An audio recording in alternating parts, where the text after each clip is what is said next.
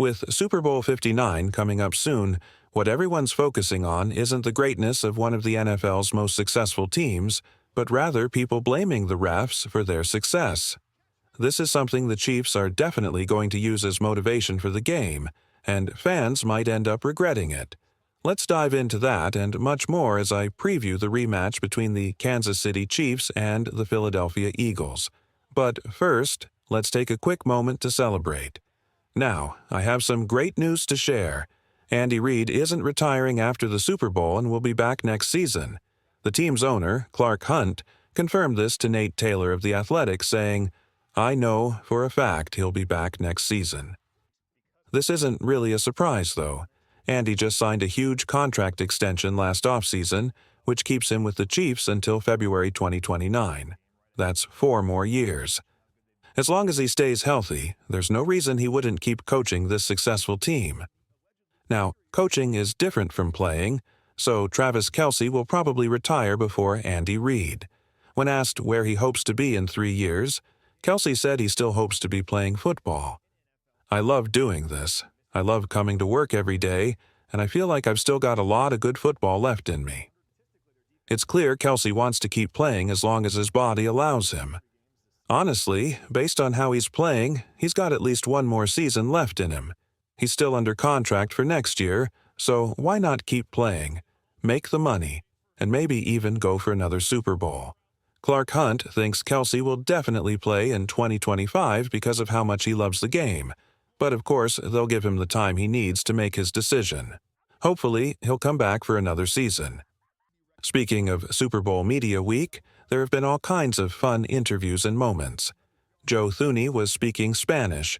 Kareem Hunt shared how competitive Mahomes is. He wouldn't even let him win at Topgolf. And Harrison Butker talked about his recovery after knee surgery. But one of my favorite moments came from DeAndre Hopkins. When asked about his Super Bowl outfit, he shared a very personal story. He explained that his dad passed away in 1992, leaving behind a few special things, one of which was a mink jacket. Hopkins said, "I always said I'd wear that mink jacket to either my wedding or the Super Bowl, whichever happened first." Quote, "When DeAndre Hopkins shared that story about his dad and the mink jacket, I wasn't ready for that." Combine that emotional story with what happened to his mom, and it's hard not to root for him to get a Super Bowl ring. He's one of the 3 veterans on the offense that I'll be cheering for to get their first ring, along with Hollywood Brown and Kareem Hunt. But honestly, I just want the Chiefs to win, no matter who gets the ring. If they win 3 in a row, everyone on the team will get a ring, and I'd love to see some of those veterans finally get theirs. Kareem Hunt, for example, is incredibly grateful for his second chance with the Chiefs. Now that he has the chance to redeem himself, he's ready to make the most of it this Sunday. I really think Hunt will stay as the primary running back, just like he did in the AFC Championship game. He led the team with 17 carries while Pacheco had only 5. It might be a bit closer in this game, but Hunt has been more effective lately, especially after getting some rest. No disrespect to Pacheco, though. He's still recovering from an ankle injury. The Chiefs' running game isn't their strong suit, especially when compared to the Eagles, who have Saquon Barkley. Kansas City ranks 30th in explosive run rate and 32nd in rush yards after contact per carry. Despite that, the Chiefs need to find some success on the ground to balance the pass game and keep the Eagles' defense on their toes. We'll likely see Mahomes scrambling more in this one. Joe Thuney will be back at left tackle, with Sendo at left guard, which means Sendo could be the weak link. He's allowed a 7% pressure rate and will have to stop either Jalen Carter or Milton Williams. Carter has 73 pressures this season, and Milton has 50, so it's no easy task for Sendo. Meanwhile, Joe Thuney will have to face Josh Sweat, and on the right side, Jawan Taylor will go up against Nolan Smith Jr., who leads the Eagles in sacks during the playoffs with 4. Not an easy job for the Chiefs' line. But here's the thing. The Eagles' defensive line isn't the same as it was in Super Bowl 57. That year, they had 70 sacks, leading the league, while the Chiefs had 55. This season, though, the Eagles have just 41 sacks, with the Chiefs right behind them at 39. Both teams are much closer in sack numbers, but the Chiefs have been more aggressive with pressures, ranking in the top 5 with 171, while the Eagles are near the bottom with just 111. The Chiefs also blitz 31.6% of the time, while the Eagles only bring extra pressure 19.1% of the time. The difference between these two teams in terms of defense is clear. The Eagles' secondary is amazing. They have the highest coverage grade on PFF, nearly 6 points ahead of everyone else. But, PFF grades are hit or miss, so take that with a grain of salt. I shared more about this in a video earlier this week, but it's clear both teams will bring their A game. The Eagles might have the #1 scoring defense and the top pass defense, but that's not bad news for Mahomes. He's actually 3-0 in the playoffs against #1 pass defenses, averaging 37 points per game, completing 70.8% of his passes, throwing 2.7 touchdowns per game, and posting a passer rating of 108.5. Still, we can't ignore that the Eagles' secondary is really good. Rookie corners Quinton Mitchell and Cooper D are impressive, and veterans like Darius Slay and safety C.J. Gardner-Johnson are no pushovers either. What's crazy is that the player with the highest coverage grade on their team is linebacker Zach Bond. He's also one of the best in the NFL against the run. However, he showed up on the injury report last week with a groin injury, so we'll have to keep an eye on him this week. Before diving more into the Chiefs versus Eagles matchup, I wanted to share some of my favorite picks for the big game on Sunday. The good news is this is a no-sweat entry, meaning you either win or get a bonus credit back, and it's available for all customers on Underdog. If you haven't signed up yet, use my code HBTC to get up to $1,000 in bonus cash, plus a free Travis Kelce pick in the lobby. For my no-sweat big game entry, I picked the higher on Kareem Hunt's 10.5 rushing attempts. He had 17 carries against the Buffalo Bills in the AFC Championship, and he's likely to be the primary back again. I also went with the higher on both Devonta Smith's 51.5 receiving yards and Travis Kelce's 61.5 receiving yards. Devonta Smith will be a big part of the Eagles' offense, especially in the middle of the field, which is a weakness for the Chiefs' defense. And with Kelce, I just can't bet against him. The Eagles play a lot of zone coverage, and Kelce always finds a way to make plays in big moments. Speaking of zone coverage, Coach Vic Fangio, who's given Mahomes trouble in the past, has led some of Mahomes' worst games. In fact, 2 of Mahomes' 9 worst games were against Fangio's defense. But the good news for the Chiefs is that players who thrive in zone coverage, like Travis Kelce, DeAndre Hopkins, Juju Smith-Schuster, and maybe even Noah Gray, could have a big impact in this game. I'm hoping DeAndre Hopkins makes a few plays since he's been pretty quiet in the playoffs lately. Kelce, who plays a lot out of the slot, will face off against Cooper D, who will definitely have his hands full. Kelce is going to be one of Cooper's toughest challenges this year, especially when the play breaks down and Mahomes buys extra time. Kelce has a special ability to make plays when everything else falls apart. I'm putting my money on Kelce to make several big plays in this one, and if the Chiefs can find a way to match him up against a linebacker, Mahomes will likely be looking for him. In fact, Kelce has the most receiving yards against linebackers in the Mahomes era, nearly 4,000 yards. When it comes to receiving yards in the playoffs, Travis Kelce leads the pack with over 1,400 more yards than the next closest player, George Kittle. That's impressive. But it doesn't mean players like Hollywood Brown or Xavier Worthy can't make an impact. Hollywood, for example, could be a big, deep threat if he's matched up against Quinton Mitchell. The crazy thing is, Mitchell is just as fast as Hollywood. Hollywood runs a 4.27 40-yard dash while Mitchell's right behind him at 4.33. The Eagles definitely have a lot of speed on their defensive backs, so it'll be interesting to see how the Chiefs handle that. One big X factor in this game will be coaching. When it comes down to it, I trust Andy Reid to come up with a solid game plan against Vic Fangio and that tough Eagles defense. The players, of course, need to execute the plan, and that'll be the real key to winning this game. Not the refs, even though some people want to make it about the referees. Speaking of the refs, it's crazy how many people are blaming the refs for the Chiefs' success. It's gotten so out of hand that during one of his Super Bowl press conferences, Travis Kelce actually asked the media, "Why are you guys leaning into this whole ref thing?"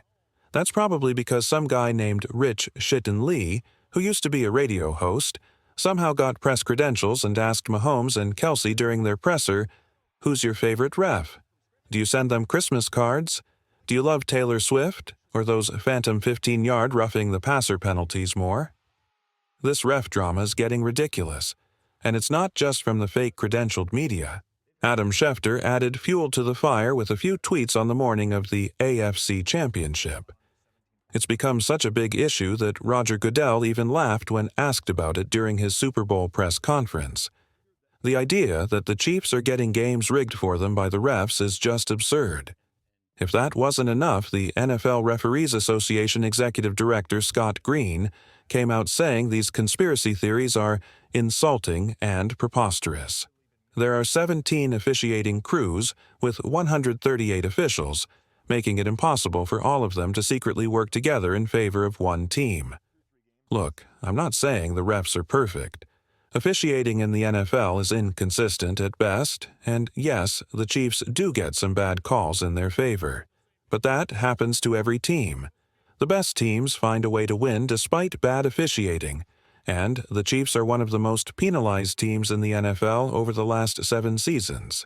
Yet, they're also one of the most successful teams. What does that tell you? They don't make excuses, they just get it done. Here's another point. The Chiefs are 26th in penalty yardage per game, and it's actually in the negatives. Some people will say, just look at the playoffs, that's when it matters most. But here's the thing, they keep moving the goalposts every time. Let's go ahead and look at the playoffs. Yes, the Chiefs' opponents are flagged more than the Chiefs in the playoffs since Mahomes took over. So, is that a conspiracy theory confirmed? Nope, not at all. First of all, the Chiefs are just more disciplined in high-pressure moments because they've been there before and know how to handle it. They're also coached really well. Second, no team has played more home playoff games than Kansas City in the Mahomes era. And guess where a lot of the penalties come from on their opponents? False starts and delay of game penalties. That's all thanks to the loud Arrowhead crowd, not some grand conspiracy. Now, some people say the Chiefs are getting help because Taylor Swift generates a lot of talk and, supposedly, revenue for the NFL. But that theory doesn't really hold up. Honestly, the Bills and Lions would have probably drawn more interest than a Super Bowl rematch between two teams that just played each other 2 years ago. The whole Taylor Swift thing doesn't really matter because Kelce and Swift didn't start dating until the summer of 2023. By that time, the Chiefs had already made it to 5 straight AFC championships, 3 Super Bowls, and had won 2 of them. And here's the thing about all this ref talk. It really bothers the Chiefs players. Mahomes, Kelce, Chris Jones, Justin Reed, they're active on social media. They might not always respond, but they see what people are saying. They hear all the talk about how their success is because of the refs and not their own greatness. It gets under their skin, and it adds fuel to their fire. What everyone is doing is poking the bear, and on Sunday they're going to feel the consequences. So, nice try with the whole refs are helping the Chiefs theory. The truth is, teams get upset because they can't beat this dynasty. So, go ahead and whine and complain. Tell your team to do better next time. It's that simple. Now, what won't be simple for the Chiefs is stopping Saquon Barkley. We already know he's going to be the top priority for the Chiefs' defense. It's going to be tough to stop a running back that good, but the Chiefs need to slow him down just enough. Remember back in January 2020 when the Chiefs played the Titans in the AFC Championship? Derrick Henry had an incredible season with over 1,500 rushing yards and 16 touchdowns. But in that game, he was held to 19 carries for just 69 yards and a touchdown. That was a big win for the Chiefs' defense. While this isn't the same defense, it shows that they can limit explosive runs and mitigate the damage, even against a top-tier running back. It's definitely possible to limit Saquon, even if it seems like an impossible task. For the Chiefs, the strategy should be to do everything they can to slow him down and hopefully get ahead early. If they can do that, it will force Jalen Hurts to rely more on his passing game. The goal is to make the offense more one-dimensional. If the Chiefs can do that, I like their chances. But there are challenges with this approach too. Devonta Smith had 99 yards against the Chiefs last year, and along with tight end Dallas Goedert, he's going to cause problems in the middle of the field. That's a known weakness of the Chiefs' defense. They've allowed a lot of yards and big plays to tight ends. Dallas Goedert, in particular, is a huge threat on third downs. Hurts has completed 13 out of 14 passes to Goedert this season for 240 yards and 8 first downs. So, stopping Goedert and Smith in the middle is going to be a big task for the Chiefs. A.J. Brown is obviously a top receiver, but in theory, he'll be up against Trent McDuffie most of the time. My biggest worry is definitely the middle of the field with players like Smith and Goedert. The threat of Saquon really helps their RPO, run-pass option game, and will make things tough for the Chiefs. Another thing to watch is the Eagles' offensive line. They're not 100% healthy going into this game. Center Cam Jurgens and guard Landon Dickerson are both dealing with injuries. We'll need to see how they hold up, especially in the third and fourth quarters. Combine this potential injury weakness with the fact that Chris Jones will be coming at them from the interior of the line, and it could be a big factor as the game goes on. Jalen Hurts is one of the most sacked quarterbacks in the NFL, and the Eagles throw the least of any team. For example, he's been sacked 11 times just in the playoffs. So, it's more than possible to put pressure on him. Hurts can definitely be affected by pressure, and that will be key for the Chiefs in this game. Spagnuolo, the Chiefs' defensive coordinator, loves to blitz, and Hurts has struggled against pressure. His success rate, EPA, expected points added, sack rate, and yards per attempt all drop when he's under pressure. Sure, Hurts played well in Super Bowl 57, but that was 2 years ago.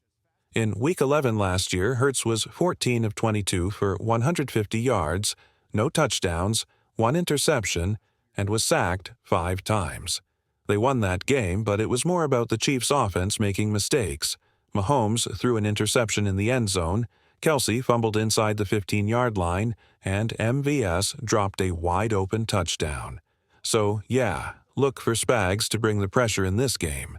And one thing I didn't mention earlier, the Eagles are almost automatic with their tush-push play, so I'm not too worried about the Chiefs being able to stop that. Yeah, the Eagles' tush-push has been unstoppable, and no one has really figured out how to stop it. The Bills tried, but let's be honest, that was a weaker team. The Eagles converted at a rate of 70 to 80%, which is incredible. Maybe the Eagles' O-line being a bit banged up could affect it, but I'm not betting on the Chiefs stopping that play. It's become a real headache for defenses. Special teams will play a big role in this game, too. If it's a close game, I trust Harrison Butker way more than Jake Elliott. Elliott has been awful this season, making only 1 out of 8 field goals from 50-plus yards. That's a 12.5% success rate, which is pretty bad. If it comes down to a late-game field goal, I'd much rather have Butker on my side. Also, don't forget about rookie returner Nico Riggio, who had the longest punt and kick returns in the playoffs. Maybe he'll break one off like Kadarius Toney did in Super Bowl 57 against the Eagles. You never know. Overall, this is going to be a tough matchup against a very talented Eagles team. They're well coached and have playmakers everywhere, but I believe the Chiefs will get it done. Patrick Mahomes is undefeated in domed stadiums, 12-0. He's 3-0 against the number 1 pass defense in the playoffs, and 8-0 against Vic Fangio, the Eagles' defensive coordinator. Plus, teams that win the first game in a Super Bowl rematch have always won the second one. So, I'm backing Andy Reid and the Chiefs. Mahomes has been on fire lately, and I expect him to be sharp in this game. Travis Kelce will rise to the occasion against the Eagles' zone-heavy defense, and Spagnuolo will have a great game plan against Hurts, who struggles under pressure. Both teams need a strong performance from special teams, but I think the Chiefs come out on top, 31-27. They're healthier, more rested, and Andy Reid's teams are 32-7 with extra time to prepare. The Chiefs have the advantage here, and I think they'll get their 3rd Super Bowl win. The key is to stop Saquon from going for 150-plus yards, win the turnover battle, and the Chiefs should get it done. What do you think? Let me know your thoughts on the game in the comments below. Key players to watch from both teams. Until next time, let's go. How about those Chiefs?